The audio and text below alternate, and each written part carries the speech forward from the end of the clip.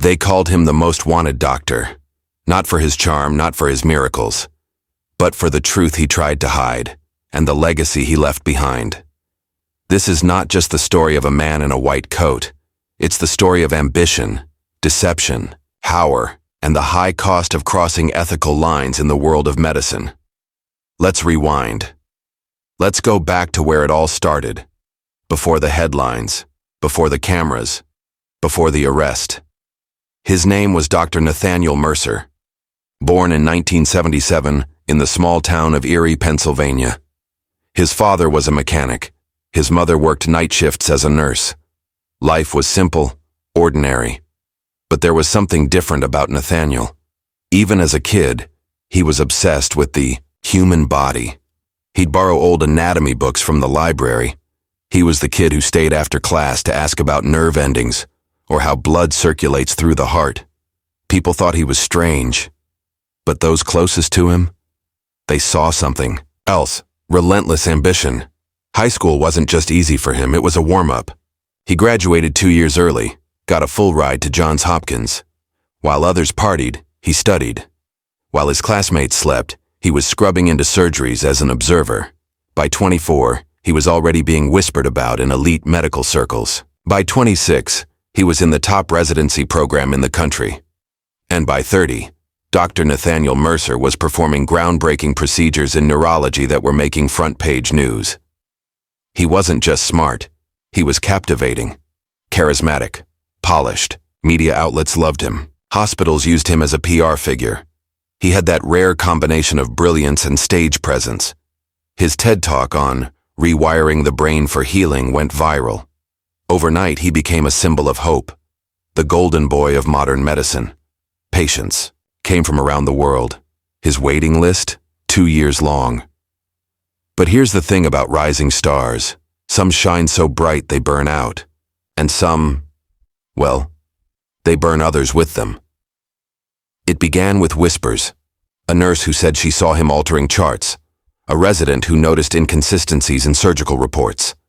At first, these were brushed off. Who would dare accuse the most celebrated neurologist in the country of malpractice? But the whispers grew louder.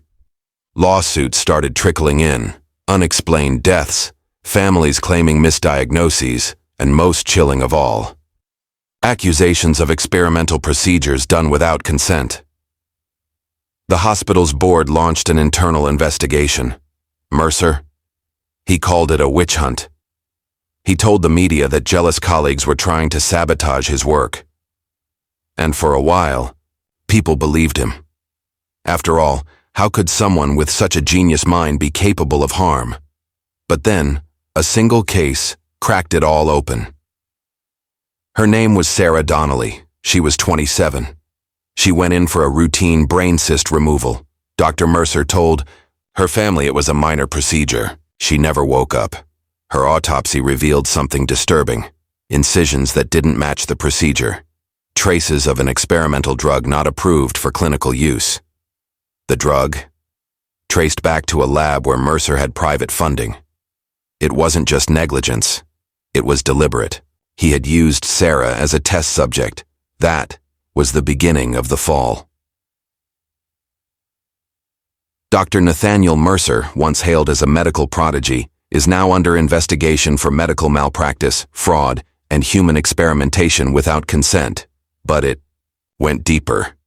The investigation uncovered a network of off-the-books research, hidden labs, private patients flown in through unofficial channels. It wasn't just about medical ambition. It was about power. About proving that he could do what no one else dared.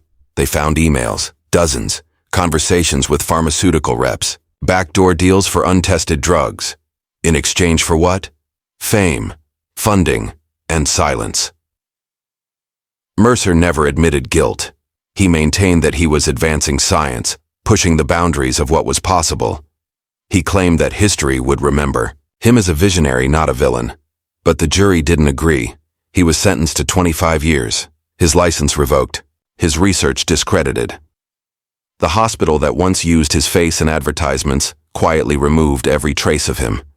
His TED Talk was taken down, his books pulled from shelves, his name became a cautionary tale. In interviews, he still speaks, with confidence. He believes the world misunderstood him. That bureaucracy and fear of innovation were his real enemies. He talks about the lives he saved, not the ones he lost. He talks about the future of medicine, even though he's no longer a part of it. But outside those walls, his name is synonymous with betrayal. Not just of medical ethics, but of trust. Patients trusted him. Students idolized him. And he used all of it. Not to heal, but to experiment.